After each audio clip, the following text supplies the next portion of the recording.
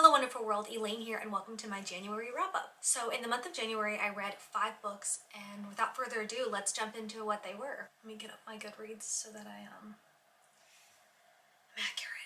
So the first book that I read in January was called She Said, breaking the sexual harassment story that helped ignite a movement, and this was by Jodi Kantor and Megan Twohey. So both of those women are Pulitzer Prize winning journalists for the New York Times, and they were the ones who helped to break the Harvey Weinstein story.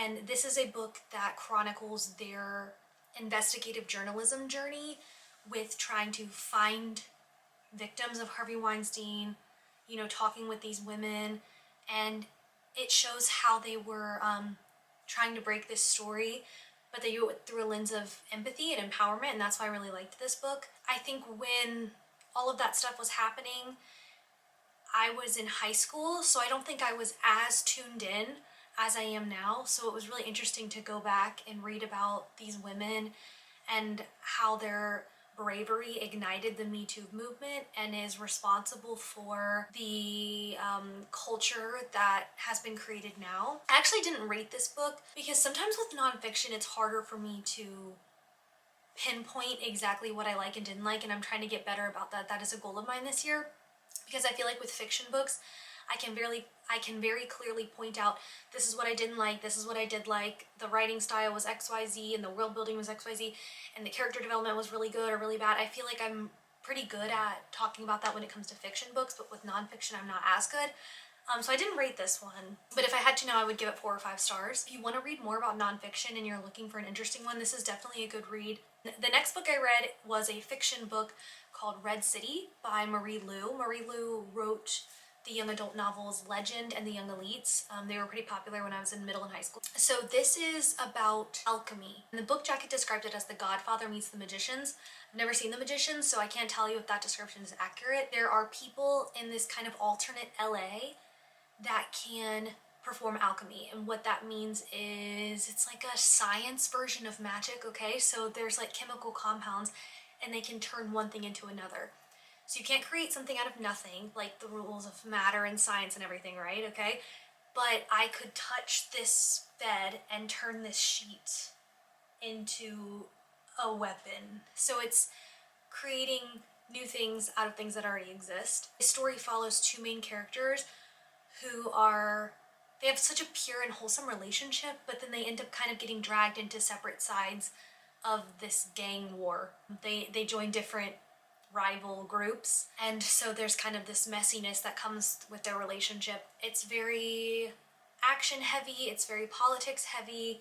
It was very, very good. I really liked the character development, and it just kind of had everything, right? There's magic, there's sex, there's violence, there's romance, and it was such an engaging world because it's so similar to ours, and you could easily imagine the things that happen in this book to happen in our world. Yeah, I ended up rating this book 5 stars. It was just really well written, super engaging, and I believe it's going to be a series because it says number 1 in parentheses next to the title, so I'm excited. It definitely is going to be a series because it left off on a huge cliffhanger, so I'm not sure when the next one's coming out, but I will definitely buy it immediately. Okay, then I read 107 Days by Kamala Harris. I listened to this on audiobook so that I could hear her voice reading it to me, and this book made me so rationally angry. Like, is Kamala Harris perfect? No. No person or politician is perfect, and it is impossible to find someone who is going to match every single one of your views, values, and thoughts. But I really like the analogy of how politicians are like buses or trains, right? You have to hop on the one that's going to get you to the closest to your stop. And for me, Kamala Harris would have been my train. She would have gotten us closer to an America that I want for myself and the future. The point of the book is that she chronicles the 107 days of her campaign for presidency. You know, she had the odds stacked against her. And despite all of that, and despite the fact that she lost, it is still freaking amazing that a Black Indian woman ran for president. Like, that, we have to acknowledge that that's really freaking awesome. Just sucks that we had to lose. Anyways, if you are interested in Harris's thoughts about the election and the state of the country and where we go from here, she does give a lot of good tips and advice on what she sees as steps for us to take to get back to the country that we would like.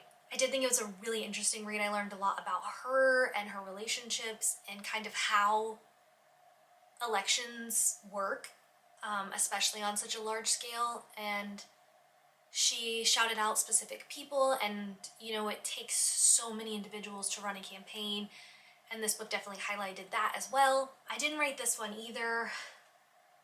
I'd probably give it 4 stars just because some of the timing and like jumping around was a little hard to follow at times, but I do think it was really well written, and I do think she needed to put this out because people are going to be talking about her run for years and years to come, right? She was the first woman of color to run for president, and so that's a huge deal. And I think this book is super important because it's her taking back the narrative and her explaining it from her point of view rather than letting other people tell her story for her, if that makes sense. And I read Educated by Tara Westover. This one I did rate 5 stars. Oh my gosh, insanely powerful. This was another nonfiction. I actually read 4 nonfiction books this month and only 1 fiction. Red City was the only fiction book I read. Isn't that crazy? That's so weird for me, but I kind of love it because I learned so much this month. Educated is a memoir written by a woman who grew up Mormon in Idaho, and she did not step into a classroom until she was 17 years old.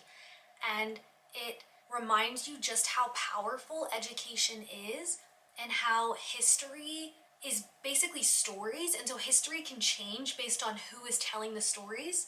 And so if you grow up being homeschooled and your parents have interesting political and religious views, your version of history is very different than what someone else might learn in a traditional public school.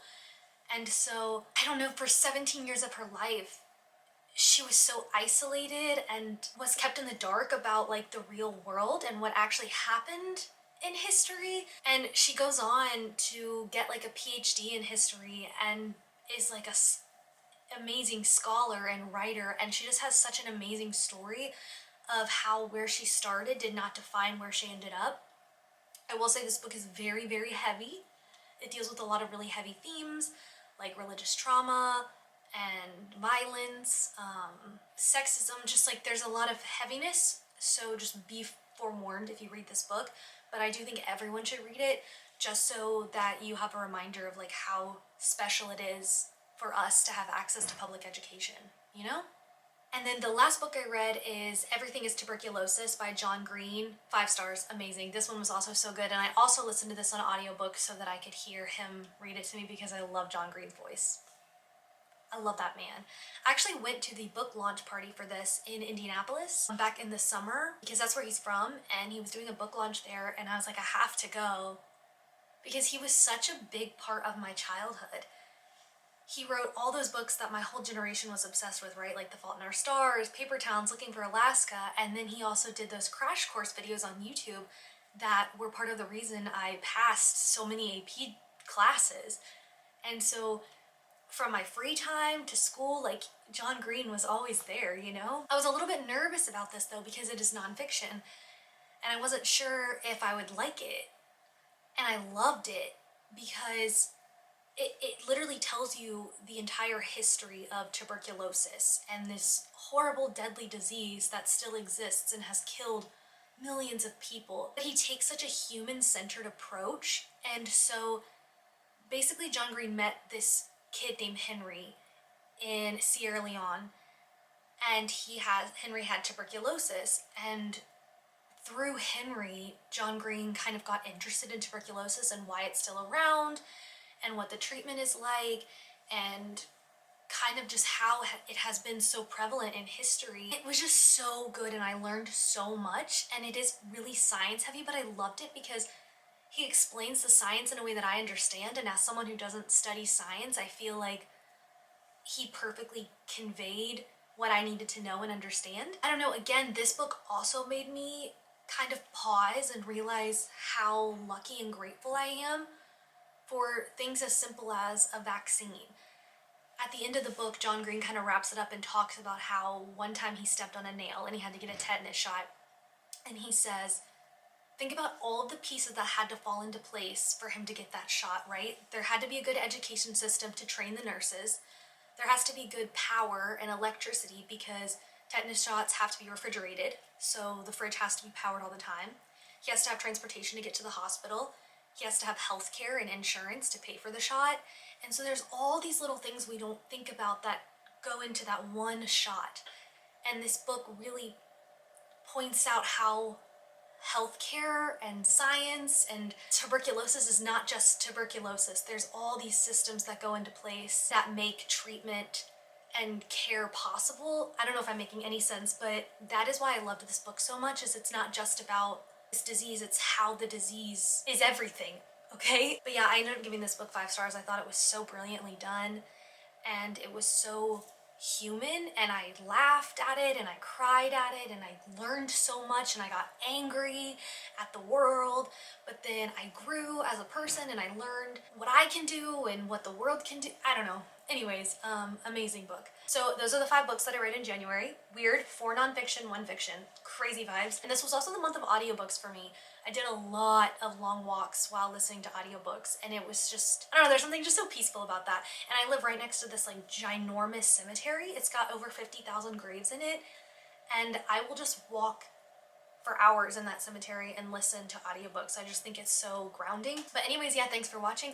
Let me know if you've read any of these books or if you want to check them out. And let me know also in the comments what your top read of your January was. And thank you so much for watching. Don't forget to subscribe if you want to see more book videos. I hate asking that. Gosh, but if you Google how to grow your YouTube channel, that's like the first tip that pops up, is to ask people to help you grow it. So anyways, happy reading wherever you are. I hope you're doing oh so well, and thank you for spending this time with me.